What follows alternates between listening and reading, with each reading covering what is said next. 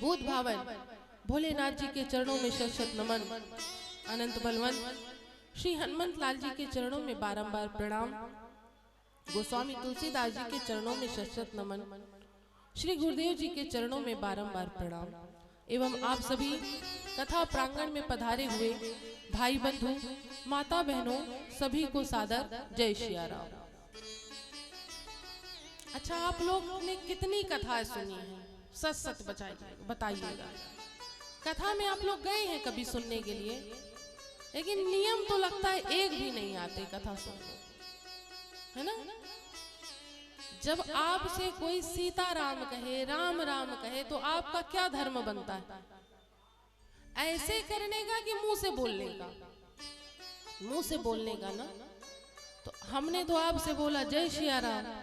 अच्छा, औरों की क्या कहे? हमारे बगल में जो यजमान जी लोग बैठे, इन्हीं की आवाज नहीं सुनाई दी। सभी को सादर जय सिया राम। अब लगा कि हाँ, आप लोग कुंभ में आए हैं, भगवान की कथा सुनने के लिए आए। नहीं, अभी तो ऐसा लग रहा था बस पूड़ी छानने के लिए आए, बस पूड़ी गर्मा गर्म निकले, अब पाए और हो गया कुंभ। ऐसा नहीं। हम आप सभी 9 दिवसीय श्री राम कथा के आज प्रथम सत्र पर एकत्रित हुए। यह श्री राम कथा बालानंदाचार्य नगर शिविर में आज से आने वाले 9 दिनों तक चलेगी। इसके पश्चात अगले दिन से पुनः श्रीमद् भागवत कथा प्रारंभ हो जाएगी। अर्थात आप लोग कितना भी बचना चाहें कि हम धर्म कर्म नहीं करेंगे, दान दक्षिणा नहीं देंगे, लेकिन हम लोग छोड़ने वाले नहीं हैं, करवा के ही मानेंगे। आज से हम आप सभी इस पावन श्री राम कथा को श्रवण करेंगे। देखिए, यह शुभ अवसर आता प्रत्येक वर्ष है। ये माघ का महीना प्रत्येक वर्ष आता है और माघ के महीने में मेला भी प्रत्येक वर्ष लगता है। लेकिन उसी क्रम में आज यह 12 साल वाला महाकुंभ का पर्व पड़ा है। अर्थात अमृत स्नान जिसे हम आप सभी कहते हैं, दिव्य कुंभ, भव्य कुंभ कहते हैं ना, यह 12 साल में एक बार आता है। और यहाँ नहीं, 4 जगह आता है। कहाँ कहाँ? प्रयागराज, उज्जैन, हरिद्वार और नासिक। प्रत्येक 4 जगह पर यह 12 वर्ष में कुंभ का पर्व पड़ता है। तो देखिए, ये जो कुंभ है इसको अमृत स्नान कहते हैं। इसलिए कहते हैं क्योंकि इसी त्रिवेणी संगम में अमृत की बूंद गिरी थी। समुद्र मंथन के समय पर जब अमृत कलश निकला है तो अमृत की बूंद इस त्रिवेणी संगम में पड़ी और उसी के उपरांत यहाँ पर कुंभ का आयोजन होने लगा। तो देखिए, हम आप सभी अमृत स्नान करने के लिए एकत्रित हुए हैं कि नहीं हुए? कितनी दूर दूर से लोग आए हैं। आप लोग कितनी दूर दूर से आए हैं।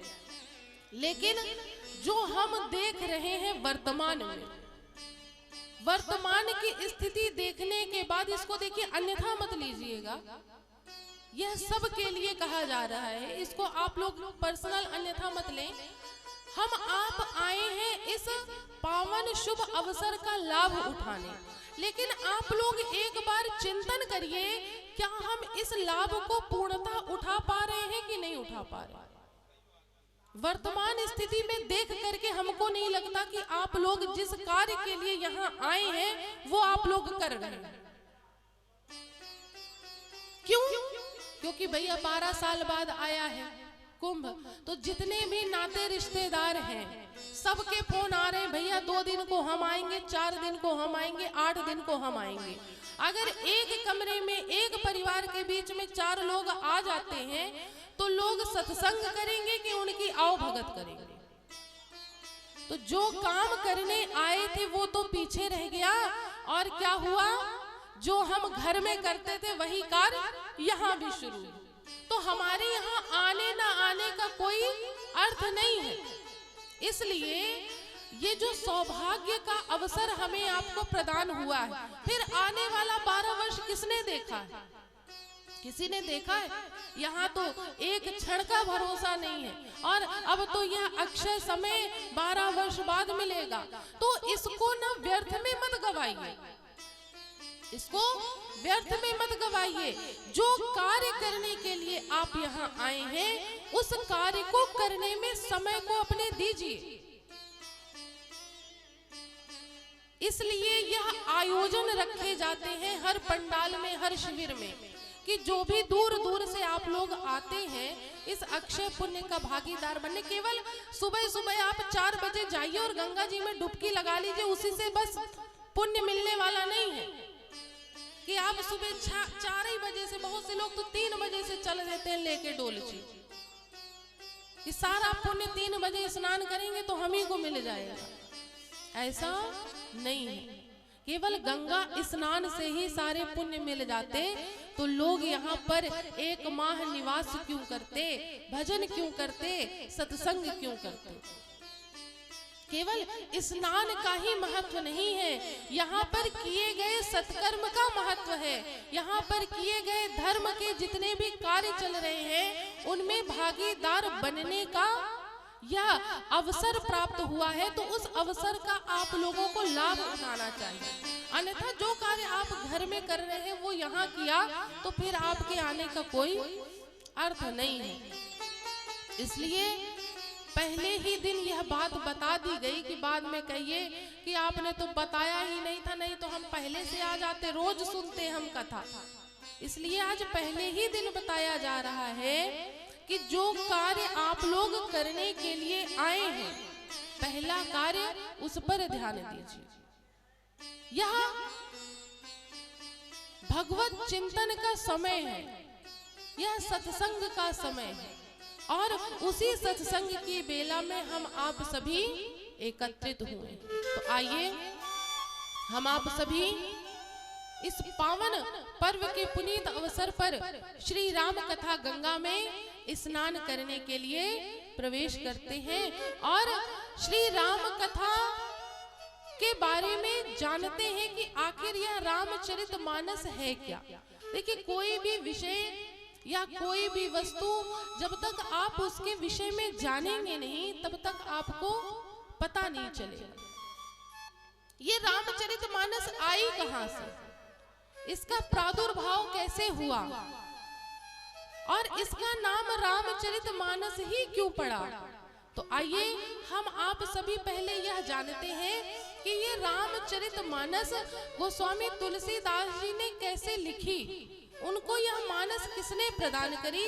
तो आइए हम आप सभी अब श्री राम कथा में प्रवेश करते हैं। और क्या गोस्वामी तुलसीदास जी कहते हैं कि शंभु प्रसाद सुमति ही अहुलसी, शंभु प्रसाद सुमति ही अहुलसी, शंभु प्रसाद सुमति ही अहुलसी, शंभु प्रसाद सुमति ही अहुलसी,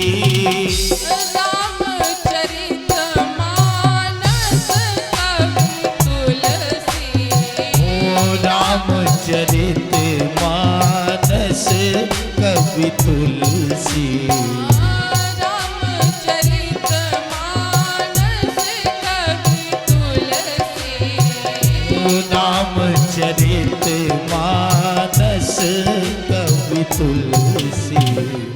शंभु प्रसाद सुमति ही अहुलसी। अच्छा, भोले बाबा ने प्रसाद के रूप में दिया, किसने दिया? शंभु प्रसाद सुमति ही अहुलसी, भोले बाबा ने प्रसाद के रूप में दिया। तब जाकर के रामचरितमानस के कवि हुए गोस्वामी तुलसीदास। अब आप ये समझिए कि यह रामचरितमानस किसके द्वारा लिखी गई? पहले गोस्वामी तुलसीदास जी के द्वारा नहीं लिखी गई, सबसे पहले यह मानस किसने लिखी? तो भोले बाबा ने। रचि महेश निज मानस राखा, रचि महेश निज मानस राखा, रचि महेश निज मानस राखा। रज महेश निज मानस राखा। पाई सुसमय शिवासन भाखा। ओ पाई सुसमय शिवासन भाखा। पाई सुसमय शिवासन भाखा। पाई सुसमय शिवासन भाखा। इस मानस को सबसे पहले भोले बाबा ने अपने मानस पटल पर लिखा है। रच महेश निज मानस राखा, अर्थात भोले बाबा ने इसको अपने मानस पटल पर रचना कर दी। अब भोले बाबा ढूंढ रहे हैं सुपात्र। देखिए, कोई भी वस्तु हमें उसको देनी चाहिए जो उसके योग्य हो। हमें हर वस्तु हर किसी को नहीं देनी चाहिए। हमें पहले पात्रता देखनी चाहिए कि जो वस्तु हम दे रहे हैं क्या वह उस वस्तु को लेने के योग्य है। अगर वह योग्य है तभी आपको वह वस्तु उसको प्रदान करनी चाहिए। भोले बाबा ने अपने मानस पटल पर रामचरितमानस को विराजमान कर लिया, लिख लिया, लेकिन अब भोले बाबा सोच रहे हैं कि मैं इस मानस को प्रदान किसको करूं। भोले बाबा को अभी कोई सुपात्र नहीं मिल रहा, और 1 वर्ष 2 वर्ष की बात नहीं है, कितने वर्षों तक नहीं मिला, 1000 चतुर्युगी वर्ष। कितने? 1000 चतुर्युगी, अर्थात ये जो सतयुग, त्रेता, द्वापर, कलयुग है, ये चारों युग 1000 बार व्यतीत हो गए, लेकिन भोले बाबा को कोई सुपात्र नहीं मिला। तब जाकर के एक दिन भोले बाबा गोस्वामी तुलसीदास जी को देखते हैं, और उसके बाद भोले बाबा ने कहा कि अब यही सुपात्र है, इसी को मैं मानस प्रदान करूंगा, यही मेरे आराध्य राम जी का गुणानुवाद सारी सृष्टि में फैलाएंगे। तब जाकर के भोले बाबा ने प्रसाद के रूप में गोस्वामी तुलसीदास जी को रामचरितमानस प्रदान करी। इसीलिए इसका नाम रखा गया है रामचरितमानस। क्या रखा गया है? रामचरितमानस, अर्थात जो मानस पटल से निकलने वाली कथा है, इसलिए इसको कहते हैं श्री रामचरितमानस। और श्री रामचरितमानस को भोले बाबा ने गोस्वामी तुलसीदास जी को प्रदान किया। अब गोस्वामी तुलसीदास जी ने इसको लिखना प्रारंभ किया। गोस्वामी तुलसीदास जी इस रामचरितमानस को लिखना प्रारंभ करते हैं। अच्छा, इस मानस को लिखा तो गया, अब ये बात आई कि इस मानस को सुनने से लाभ क्या होगा। देखिए, हम आप कलिकाल के मनुष्य बिना लाभ के कोई कार्य नहीं करते। हर कार्य में पहले लाभ देखते हैं कि इस कार्य को करने से अगर लाभ होगा तब हम करेंगे, अगर लाभ नहीं होगा तो हम करने वाले नहीं है। क्यों सोनी जी, सही बात है कि नहीं है ना? बिना लाभ के कोई कार्य आज के समय में कोई नहीं करता। इसलिए पूछा कि इस मानस को सुनने से क्या लाभ होगा, तो गोस्वामी तुलसीदास जी कहते हैं क्या? रामचरस ये ही नामा, रामचरितमानस ये ही नामा। रामचरितमानस ये ही नामा। रामचरितमानस ये ही नामा। सुनत श्रवण पाई अभिश्रामा।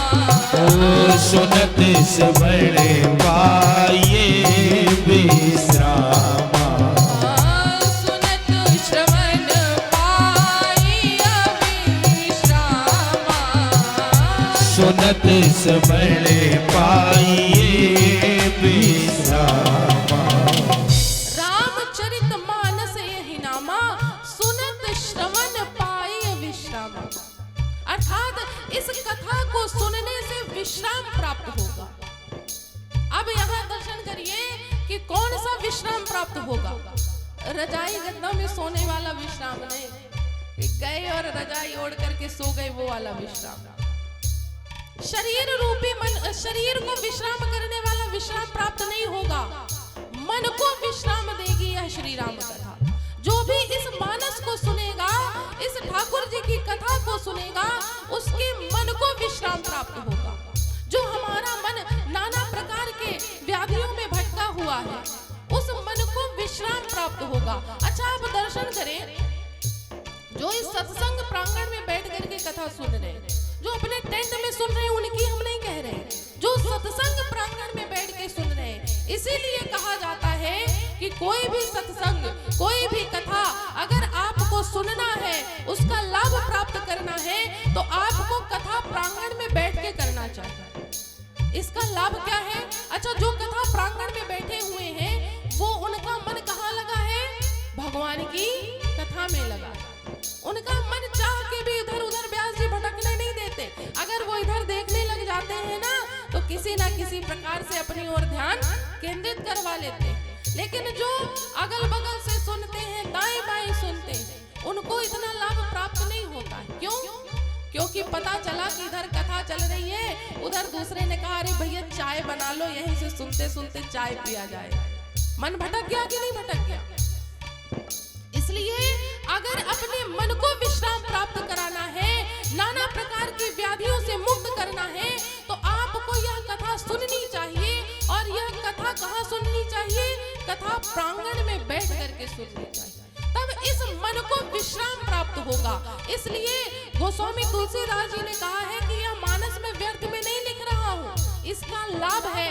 अगर आपको नाना प्रकार की व्याधियों से मुक्त होना है, तो आपको श्री रामचरितमानस सुनना पड़ेगा। अच्छा, ये कोई मानस ना कोई साधारण मानस नहीं है।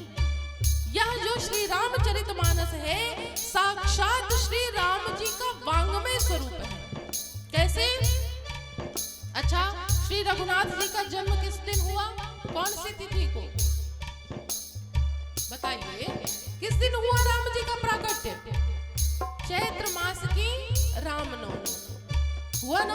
और दर्शन करिए, जब गोस्वामी तुलसीदास जी ने इस मानस को लिखना प्रारंभ किया, वही तिथि, वही नक्षत्र, वही समय था जिस समय रघुनाथ जी प्राकट्य हुए थे। और जिस दिन गोस्वामी तुलसीदास जी ने इस मानस को लिखना प्रारंभ किया, वही तिथि, वही नक्षत्र, वही समय उस दिन भी मिल गया। कौन सा? जेहि दिन राम जन्म श्रुति गावहि, जेहि दिन राम जन्म श्रुति गावहि, जेहि दिन राम जन्म श्रुति गावहि, जेहि दिन राम जन्म श्रुति गावहि। तीर्थ सकल कहाँ चली आवहि, ओ तीर्थ सकल कहाँ चली आवहि, तीर्थ सकल कहाँ चली आवहि, तीर्थ सकल कहाँ चली आवहि। जिस दिन गोस्वामी तुलसीदास जी ने इस लेखनी को प्रारंभ किया, वह तिथि, वह नक्षत्र उस दिन मिला। इसलिए कहा गया है कि रामचरितमानस कोई साधारण पुस्तक नहीं है, जिसको हम आप अपने घर में शो पीस में रखते हैं। क्षमा करिएगा, बहुत से लोग अपने घर में धर्म ग्रंथों को शो पीस में रखते हैं कि हमारे यहाँ अलमारी में इतने ग्रंथ रखे हुए, ना कभी उन ग्रंथों का पूजन करेंगे, ना कभी अर्चन करेंगे, ना कभी खोल के देखेंगे। किस लिए रखा है? रखे सारे ग्रंथ मिलेंगे, लेकिन किस लिए? दिखाने के लिए, प्रदर्शनी के लिए। लेकिन यह नहीं करना चाहिए, और खासकर श्री रामचरितमानस के साथ तो बिल्कुल भी नहीं करना चाहिए, क्योंकि यह रामचरितमानस कोई साधारण पुस्तक नहीं है। यह साक्षात श्री रघुनाथ जी का वांग्मय स्वरूप है। इसको सदैव इसका पूजन करना चाहिए, इसको खोलना चाहिए, और इसको खोल करके देखना चाहिए, और देख करके पढ़ना चाहिए, पढ़ करके समझना चाहिए, और समझ करके अपने जीवन में उतारना चाहिए। कितने नियम हो गए, लेकिन घर में तो सबके मिलेगी, लेकिन जीवन में मिलने वाली बहुत कम लोग हैं जिनके जीवन में रामचरितमानस मिलती। घर में सबके रखी होगी, ऐसा कोई सनातनी नहीं है जिसके घर में श्री रामचरितमानस ना रखी हो, लेकिन क्या जीवन में है? नहीं है। तो ऐसा ग्रंथ घर में रखने का भी कोई अर्थ नहीं है। इसलिए इसको केवल लाल कपड़े में बांध के मत रखिए, इसको पढ़िए, समझिए, इसका चिंतन करिए और इसको अपने जीवन में उतारने का प्रयास करिए। देखिए, ये भगवान का ना भजन हमें इतनी आसानी से नहीं मिलता है, इतनी सुगमता से मिलने वाला नहीं है भगवान का भजन। इसके लिए बड़ा कठिन रास्ता है, लेकिन मिलेगा जरूर। उसके लिए हमें प्रयास करते रहना चाहिए। और क्या कहना चाहिए?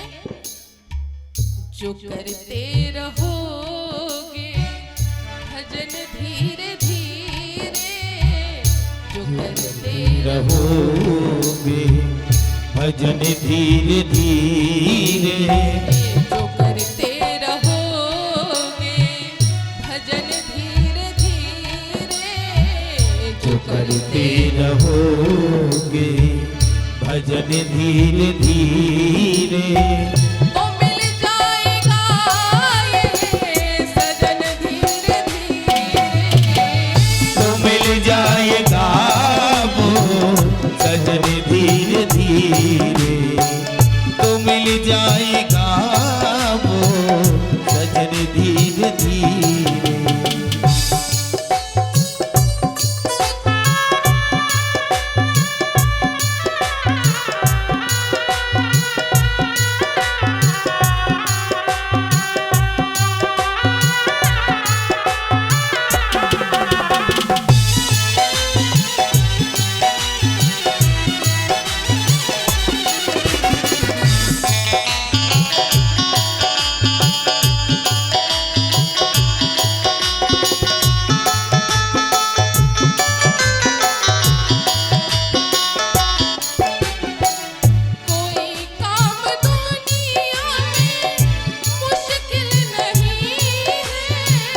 कोई काम दुनिया में मुश्किल नहीं है, कोई काम दुनिया में जय जय मुश्किल नहीं है, कोई काम दुनिया में मुश्किल नहीं है, मुश्किल नहीं है, ओ मुश्किल नहीं है। उसके लिए क्या करना पड़ेगा? देखिए, इस संसार में कोई काम ऐसा नहीं है जो हम आप ना कर सके, कोई काम ऐसा नहीं है जो हमारे लिए कठिन हो या असंभव हो, लेकिन उसके लिए हमें क्या करना पड़ेगा? जो करते रहोगे यतन धीरे धीरे, जो करते रहोगे यतन धीरे धीरे, जो करते रहोगे यतन धीरे धीरे, जो करते रहोगे यतन धीरे धीरे, तो मिल जाएगा वो सजन धीरे धीरे, तो मिल जाएगा वो सजन धीरे धीरे, तो मिल जाएगा वो सजन धीरे धीरे।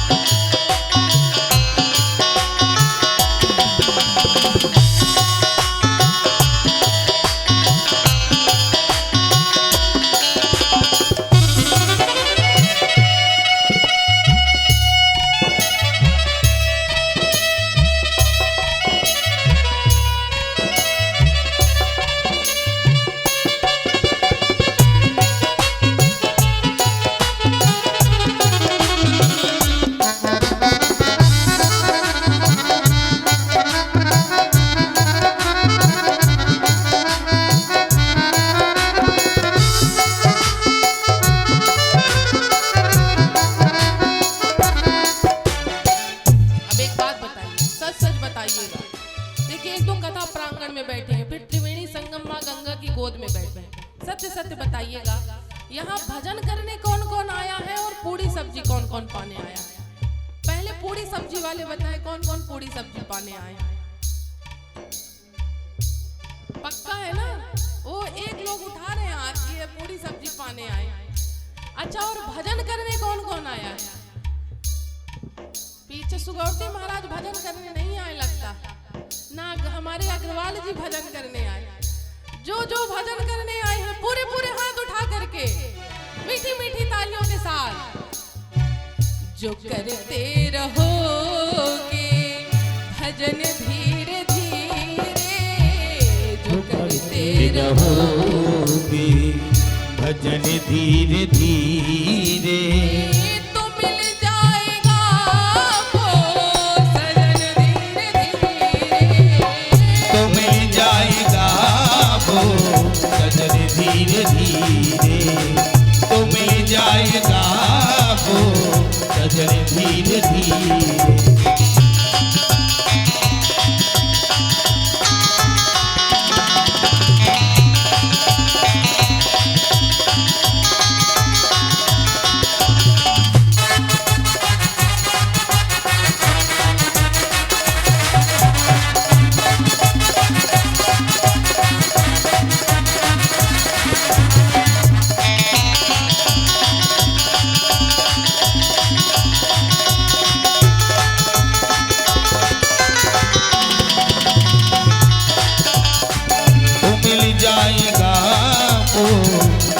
धीरे धीरे, तो मिल जाएगा वो सजन धीरे धीरे, सजन धीरे धीरे, सजन धीरे धीरे।